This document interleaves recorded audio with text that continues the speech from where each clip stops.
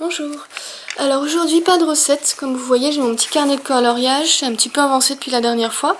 Donc là j'ai envie de parler tout simplement de quelque chose qui me tient à cœur en ce moment. C'est par rapport à l'alimentation. Je voudrais vous parler un petit peu de mon parcours alimentaire et de là où j'en suis aujourd'hui. Donc il y a 2 ans et demi, j'étais à comme je pense 80% de la population.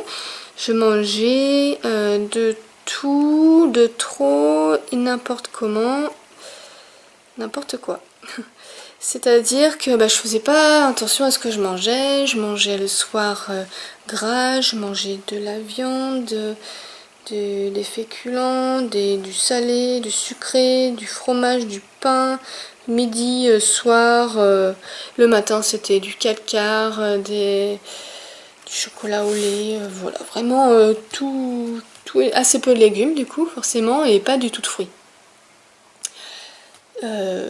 Pas du tout ce qui est recommandé partout sur les nutritionnistes, etc. Et forcément j'ai pris du poids, j'étais montée à 65-66 kilos. Et en me voyant sur une photo, et de toute façon je me sentais pas à l'aise avec mon poids, avec mon apparence, ma silhouette. Et j'ai décidé de faire un régime. Je suis passée par un petit peu tout et n'importe quoi. J'ai même essayé les solutions buvables avec la poudre. Là c'est juste pas bon. On perd 2-3 kilos, on arrête, on reprend le régime alimentaire catastrophique, ça revient forcément. Voilà. Et puis un jour je suis tombée sur la méthode de la chrononutrition du docteur Delabosse. Et je vais vous expliquer rapidement, mais je vous mets les liens des articles en dessous. En gros, c'est une méthode qui se fonde sur le moment de manger. Enfin, à chaque moment de la journée, on mange un type d'aliment. Et c'est basé sur la physiologie humaine, selon ce qui est assimilé selon les heures de la journée. Voilà. En gros, le matin, il fallait manger beaucoup, assez dense. Ça pouvait être un œuf, de la charcuterie de temps en temps, pas tous les jours, genre une fois par semaine, mais la plupart du temps, ça devait être pain et fromage. Le midi, c'est féculent ou oléagineux avec impérativement de la viande, tous les jours. Ensuite, un goûter impérativement du sucré, parce que c'est le seul moment de la journée où on mange sucré, c'est-à-dire qu'on supprime tout simplement les desserts. Donc sucré, ça pouvait être de la compote, un yaourt, même une viennoiserie de temps en temps. C'était du chocolat, vraiment, voilà, là on se laissait un petit peu aller sur le sucré, sans non plus faire un festin, mais voilà.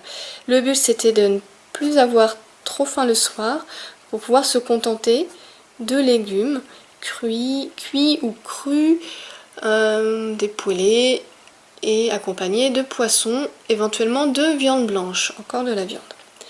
Voilà, donc j'ai fait cette méthode, et pardon j'ai oublié, c'est important en plus, on a droit avec cette méthode là à 1 ou 2 repas de joker par semaine, donc moi c'était le week-end, et à ce moment là on mange tout et n'importe quoi pendant le repas, donc on peut même aller au McDo, ce genre de choses. Voilà, donc c'était finalement, ça permettait assez souple, ça permettait d'éviter les frustrations, parce qu'on savait qu'on avait ces repas de joker dans la semaine. Et surtout le côté hyper protéiné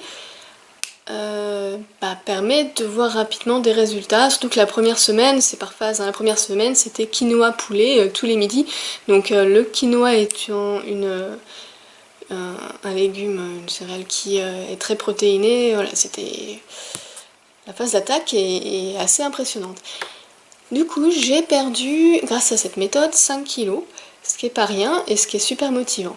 Par contre, je suis arrivée à une espèce de saturation assez forte de la viande. Parce qu'auparavant j'en mangeais, mais j'en mangeais pas non plus comme ça à tous les repas, plus poisson le soir. Enfin, et puis il faut dire clairement, ça coûte cher au final ce type d'alimentation. Et j'ai un petit peu des problèmes de transit, tout savoir. Et du coup je me suis renseignée, et la viande tous les jours, voilà, c'est pas ce qu'il y a de mieux pour la santé. Du coup j'ai continué la méthode de la bosse, de la chrononutrition, mais j'ai remplacé la viande le midi, la plupart des midis, par des végisteaks, des steaks de céréales ou de soja. Et finalement ça allait très bien, j'ai continué à perdre doucement, je me suis stabilisée tout simplement. Donc j'étais rendue à 59, 58 kilos à peu près. Donc ma silhouette me convenait, j'essayais quand même de faire du sport du coup pour perdre là où j'ai toujours eu le plus de mal à perdre, c'est-à-dire au niveau des fesses et des cuisses. Donc là j'étais rendue à faire du sport 2-3 fois par semaine. Résultat, je me suis fait une double tendinite au genou au bout de 6 mois, 1 an, sympa. Et puis j'ai continué à me renseigner sur la viande notamment, les produits laitiers, le fromage en quantité, etc. Et puis de passer de blog en blog, et puis des filles, des végétariennes, etc. Et ça fait un moment, c'est vrai que dans l'idéal, je me disais, dans l'idéal, pour le bien-être des animaux, je serais bien végétarienne. Mais c'était pas un déclic suffisant, faut croire, parce que moi, ce qui m'a vraiment convaincue de baisser ma consommation de viande, c'est au niveau de la santé. Voilà, c'est pas, ça toxifie, c'est acidifiant, ça crée plein de soucis de santé, cardiovasculaires, etc. de manger trop de produits animaux. Donc j'ai réduit ma consommation à hauteur de...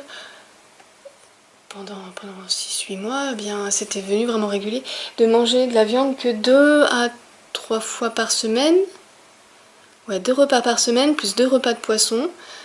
Et à chaque fois qu'on sortait, par contre, qu'on était invité chez des gens, ou qu'on recevait, ou qu'on allait au resto, voilà, là on mangeait de la viande et du poisson. Donc je dirais en moyenne 4 repas par semaine faits avec des produits animaux. Ça paraît classique, mais quand on regarde vraiment le repas des gens autour de nous, vraiment tous les jours, les gens mangent de la viande. Les filles au boulot, je les entendais parler, bah c'est au final, même si c'est du jambon, même si c'est du lardon, même si c'est un œuf, c'est à tous les repas. Enfin, franchement, un repas sans viande, ils en font assez rarement.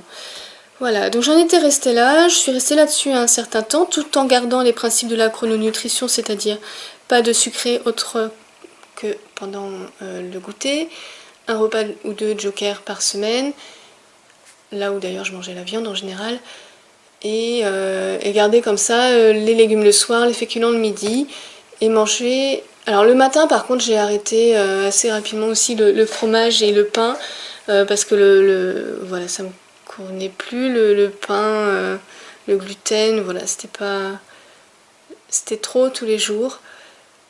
Du coup j'ai gardé le fromage et le pain une fois par semaine le matin, et le reste du temps je mangeais des fruits, beaucoup de fruits le matin, et des yaourts de soja.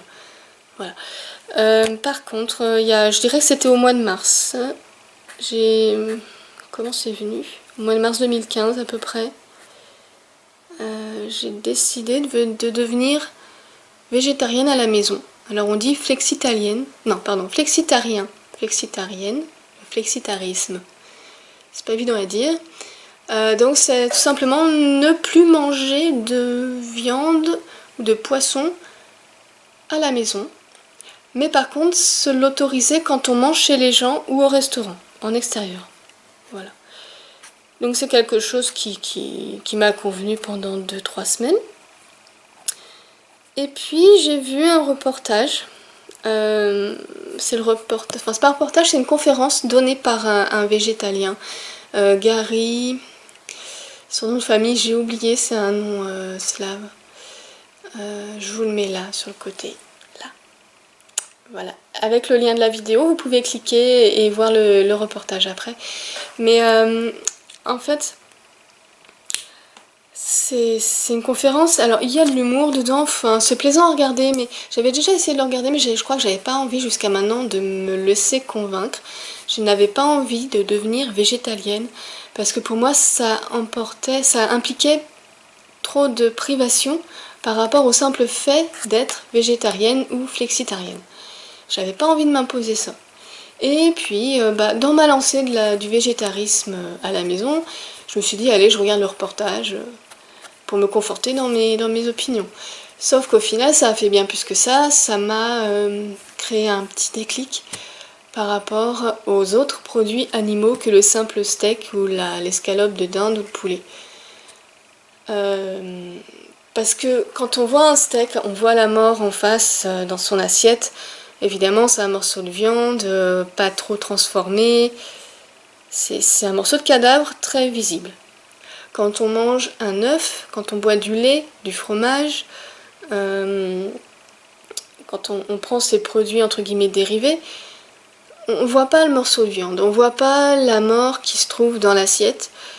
Et on se dit que c'est moins toxifiant, moins mauvais pour la santé qu'au final un morceau de viande. Et en fait c'est tout le contraire que nous montre ce monsieur, ce Gary. Et il explique très bien que les petits poussins sont triés à la naissance entre ceux qui peuvent donner des œufs, ceux qui ne le peuvent pas. Alors trier, bon voilà, mais broyer en fait. Et que les poules pondeuses dans les élevages conventionnels sont maltraitées, on coupe le bec, etc. Voilà pour les œufs. Que pour le lait, moi j'en buvais déjà plus parce que je digère pas, mais pour le yaourt non plus, je prenais du yaourt de soja, mais je continue à manger du fromage. Donc les vaches laitières qui font ce fromage, en général elles sont parquées, elles sont exploitées jusqu'au bout et à la fin elles vont à l'abattoir tout simplement. Les infections qu'il y a dans les pieds de la vache se retrouvent dans le fromage. Le fromage est fait également avec de la présure, en général pour le faire fermenter et tenir. La présure c'est quoi? C'est ce qu'on retrouve dans l'estomac du veau.